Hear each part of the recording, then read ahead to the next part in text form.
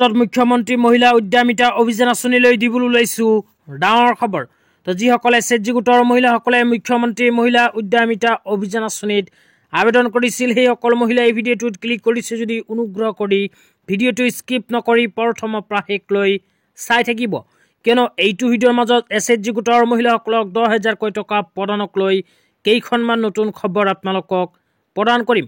তো অনুগ্ৰহ কৰি ভিডিঅ'টো স্কিপ নকৰি প্ৰথমৰ পৰা শেষলৈ চাই থাকিব। লগতে মোৰ চেনেলত নতুন হ'লে প্লিজ চেনেলটো ছাবস্ক্ৰাইব কৰি মোৰ লগত থাকিব। তো বলক ভিডিঅ'টো আৰম্ভ কৰি এই বিষয়ত আমি বিস্তাৰিত জানি লওঁ। তো যিসকল এছএইচজি গোটৰ মহিলাসকলে 10,000কৈ টকা পোৱাৰ বাবে ফৰ্ম ফিল আপ কৰিছে সেইসকল মহিলাৰ ভিতৰত যিসকল মহিলাই গছ পুলি ৰোপণ কৰা নাই, যিসকল মহিলাই এতিয়ালৈকে বেংক একাউণ্টৰ লগত আধাৰ কাৰ্ড লিংক কৰা নাই, লগতে যিসকল এছএইচজি গোটৰ মহিলাৰ 4টাতকৈ অধিক সন্তান আছে সেইসকল মহিলাই কিন্তু 10,000কৈ টকা নাপাব। অসমৰ মুখ্যমন্ত্ৰী ডাঙৰীয়াৰ ঘোষণা অনুযায়ী ইতিমধ্যে কিন্তু আত্মসহায়ক গোটৰ মহিলাসকলক 10,000কৈ টকা প্ৰদানৰ কাম আৰম্ভ হৈছে। 7 লাখ এছএইচজি গোটৰ মহিলাসকলে নাপাব 10,000কৈ টকা।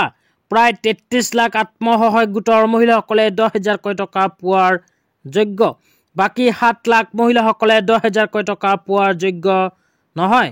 তো যিসকল যোগ্য আত্মসহায়ক গোটৰ মহিলা সেইসকল আত্মসহায়ক গোটৰ মহিলাসকলক অসমৰ মুখ্যমন্ত্ৰী ডাঙৰীয়াই কোৱা অনুযায়ী অহা ফেব্ৰুৱাৰী মাহৰ 1 তাৰিখত 10,000কৈ টকা সোমাই দিব।